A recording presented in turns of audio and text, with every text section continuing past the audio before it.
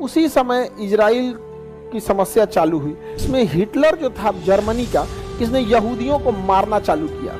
60 लाख यहूदियों को मारा। और रियलिटी में दुनिया में सबसे ज्यादा अगर किसी धर्म के लोगों पे अत्याचार हुआ तो यहूदियों को। सऊदी से कहा कि फिलिस्तीन तुमको दे देंगे। ब्रिटेन ने रसिया से कहा कि तुम हिटलर को मारो, बदले में हम फिलिस्तीन तुम्हें दे देंगे, जबकि फिलिस्तीन तो उसी का था। अब ब्रिटेन में क्या किया, जबरदस्ती बसाया। कैसे जबरदस्ती? पाकिस्तान बसा दिया।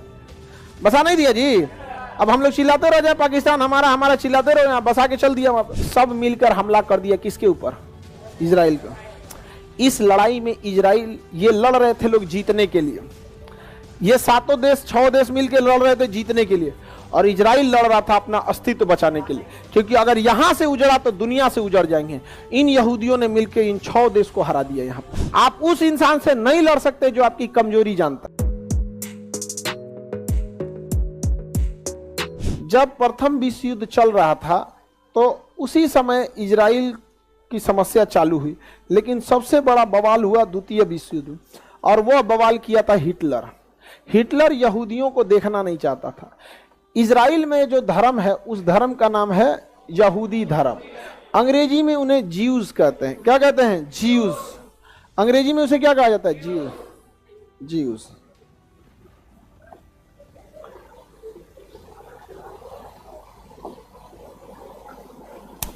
लोकेशन देखिए, ये सारा तांडव कहां हुआ था? यूरोप में। सारा तांडव यूरोप में हुआ था यहां पर। अब यूरोप वाले जो देश थे सब, इसमें हिटलर जो था जर्मनी का, इसने यहूदियों को मारना चालू किया। 60 लाख यहूदियों को मारा। और रियलिटी में दुनिया में सबसे ज्यादा अगर किसी धर्म के लोगों पे अत्याचार हुआ तो यहूदियों को। एक तो उनकी संख्या कम है। संख्या कम होने के 2 रीजन है।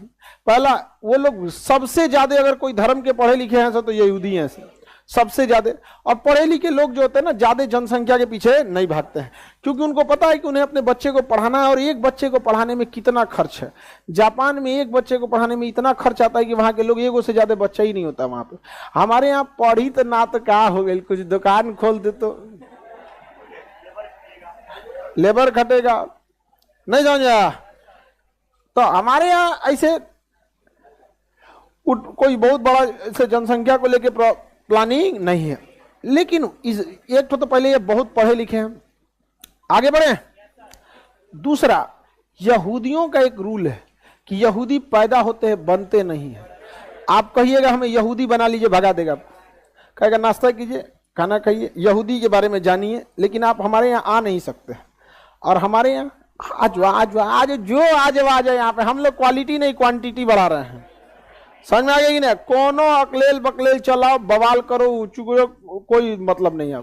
तो ये 2 रीजन है जिससे कि उनकी जनसंख्या कम है।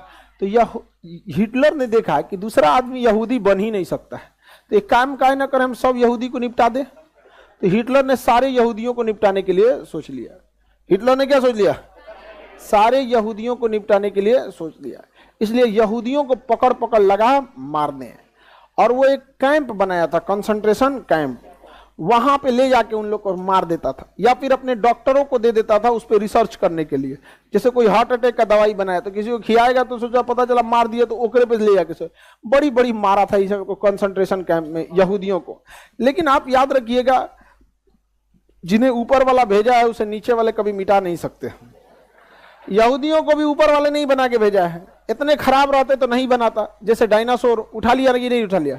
अब जमीन पे 2 पैर पे चलने वाले को लगता है कि डायनासोर को उन्होंने खत्म किया, ये सारा जाति धर्म निपटा देते सर डायनासोर वाला। कहता आज फॉरवर्ड जात के हैं, आज नाश्ता में फॉरवर्ड चलतो।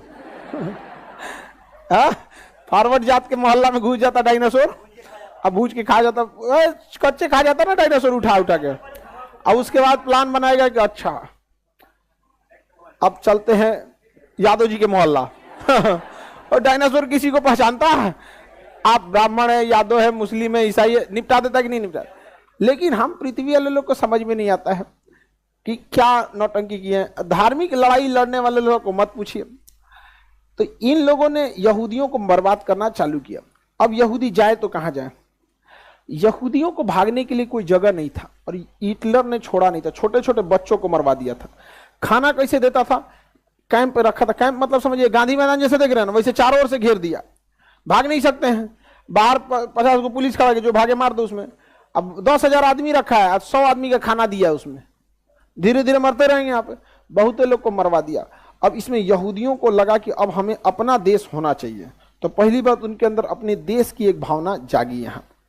और यहाँ हम आपको बताए थे तुर्की में था ऑटोमन साम्राज्य, तुर्की में ऑटोमन जो अपने पतन की ओर जा चुका था। सऊदी अरब के राजा चाहते थे कि ऑटोमन पर सऊदी का राज हो, तो ब्रिटेन ने सऊदी से कहा कि तुम द्वितीय विश्व युद्ध में हमारा साथ दो, युद्ध के बाद ये जो फिलिस्तीन जगह है, फिलिस्तीन ऑटोमन साम्राज्य के पास ही था फिलिस्तीन, ये फिलिस्तीन हम तुम्हें दे देंगे। तो सऊदी अरब के राजा चपचपा गए। साथ किसका दिए? ब्रिटेन का। किसका साथ दिए? ब्रिटेन। इस उम्मीद में साथ दिए कि वह फिलिस्तीन किसको मिल जाएगा? ब्रिटेन ने फ्रांस से कहा कि तुम मेरा साथ दो, युद्ध के बाद फिलिस्तीन तुम्हें दे देंगे।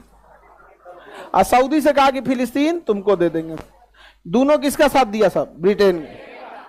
ब्रिटेन ने रसिया से कहा कि तुम हिटलर को मारो, बदले में हम फिलिस्तीन तुम्हें दे देंगे। समझ में आ गया कि नहीं? और यहूदियों से कहा कि देखो तुमको तो बर्बाद ही किया जा रहा है, तुम्हें तो बर्बाद किया जा रहा है, हिटलर मार के खत्म कर देगा, हमारा साथ दो, इसके बाद हम तुम्हारा एक नया देश बना देंगे, फिलिस्तीन तुमको दे देंगे। फिलिस्तीन इसको दे दिया। समझ में आ गया कि नहीं आ गया? किसी को दिक्कत? महात्मा गांधी ने इसकी तुलना वैश्या से क्यों की है? समझ में आ गया कि नहीं आ गया? बाज और वैश्या से तुलना किया है सबका। आगे बढ़े तो बताइए, एक कई वादा किया गया किसको लेके? जब युद्ध खत्म हुआ तो फाइनली फिलिस्तीन के को यहां पर यहूदियों को बसा दिया गया। फिलिस्तीन के पास किसे बसा दिया गया? अब ये जमीन की लड़ाई धर्म की लड़ाई बदल गई, क्योंकि फिलिस्तीन मुसलमानों का गढ़ था।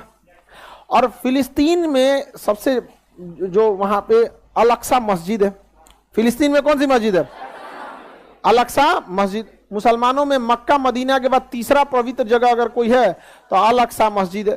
अब वहां धार्मिक जुड़ाव है। और अल-अक्सा मस्जिद के बगले में यहूदियों का है, समझ आ गया कि सिनेगाग, यहूदियों का पूजा स्थल सिनेगाग। दुनिया का सबसे पुराना सिनेगाग वही अल-अक्सा मस्जिद के पास। अब यहूदी कह रहा है कि हमारा होना चाहिए, मुसलमान कह रहा है हमारा होना चाहिए भैया। यहाँ पे समझ में आया कि नहीं आएगा? और दोनों के लिए धार्मिक चीज। समझ में आ रहा है कि नहीं आ रहा? जैसे हिंदू धर्म में मथुरा है, अयोध्या है, केदारनाथ है, बद्रीनाथ है, वैसे इस्लाम में क्या है? मक्का है, मदीना है और अल-अक्सा मस्जिद। आप बताइए फिलिस्तीन में अल-अक्सा मस्जिद को छोड़ेगा मुस्लिम? जबकि फिलिस्तीन तो उसी का था। अब ब्रिटेन में क्या किया? जबरदस्ती बसाया। कैसे जबरदस्ती? पाकिस्तान बसा दिया। बसा नहीं दिया जी। अब हम लोग चिल्लाते रह जाए पाकिस्तान हमारा हमारा, चिल्लाते रहो, यहाँ बसा के चल दिया वहां पर। और ईसाइयों का भी पवित्र जगह है वो। फिलिस्तीन का एक जगह है जेरूसलम, फिलिस्तीन का जगह है जेरूसलम। उस जेरूसलम में अल-अक्सा मस्जिद, और उसी अल-अक्सा मस्जिद से सट के सिनेगाग, यहूदियों का सिनेगाग, मुसलमानों का अल-अक्सा। और वहीं पर है एक जगह बैतलहम, जहां ईसा मसीह का जन्म हुआ। किसका जन्म हुआ? ईसा मसीह। बैतलहम। तीन तीन धर्मों का पवित्र स्थल हो गया जेरूसलम। अब ये जमीन की लड़ाई बन गई धर्म की लड़ाई। जमीन की लड़ाई धर्म। अब ये मामला गया यूएनओ में। मामला गया यूएनओ केवल पश्चिमी देशों के लिए एक संगठन है, वो उन्हीं के लिए काम करता है, हम लोग का कोई बात नहीं सुनता। चलो यूएनओ कहा कि एक काम करो, 51% दे दो किसको? यहूदियों को 51% दे देते हैं हम इजराइल को, कहे कि तुम अपना देश बना लो। अब 49 दे देते हैं किसको? मुसलमानों को, फिलिस्तीन को। फिलिस्तीन को ऐसा बांटा ना कि बीच वाला फिलिस्तीन होगा, और उसको दोनों ओर रखा। देखिए अंग्रेजों का प्लान देखिए, ऊपर भी इजराइल नीचे भी इजराइल, जबकि जगह किसका था? फिलिस्तीन वालों का। अटल बिहारी एक बार हम बोल दिए थे कि फिलिस्तीन रियलिटी बता दिए, तो कई को कह रहा है कि ये देखिए ये फिलिस्तीन वालों का साथ दे रहा है, सऊदी अरब वालों का साथ दे रहा है। हम उठाएं अटल बिहारी वाजपेयी का पुराना भाषण 2001 का। उन्होंने बोला था कि अरब वालों को अरब की जमीन मिलनी चाहिए, फिलिस्तीनियों को फिलिस्तीन की जमीन मिलनी चाहिए। और के बाद हम दिखा दिए कि देख ले यहां पे। समझ में आ गया कि नहीं आ गया? जो हमारा प्रधानमंत्री बोल रहे हैं तो हमको बोलने में क्या जाता है? अब हम कहें कि कुछ ऐसा बात बोले कि तुम खुश रहो, नहीं तो तुम खुश रहो, बाहर में जाओ तुम खुश रहो। समझ में आएगी नहीं आएगा? हम लोग शिक्षा का खुश रहो या मत खुश रहो, जो है वो बताएंगे हमें आपको। एक पक्ष कह रहा है कि इजराइल का साथ दो और एक पक्ष कहता है कि फिलिस्तीन का साथ दो। अरे दोनों में से हमारा साथ कौन देगा पहले ये बताओ। ना फिलिस्तीन हमारा रिश्तेदार, ना इजराइल हमारा रिश्तेदार। हमारे लिए कौन मुसीबत में खड़ा रहेगा, हम उसका साथ देंगे। बिजनेस, व्यापार, स्ट्रेटजी, ये से हमारा साथ देने लगते हैं। अरे हम आदमी हैं कि भगवान है? लोग भगवान ही बदले में कुछ नहीं मांगता है, आदमी तो बदले में मांगता है कि नहीं मांगता? नहीं समझे? हमारे देश के लिए खड़े रहो, हम तुम्हारे लिए खड़े रहेंगे।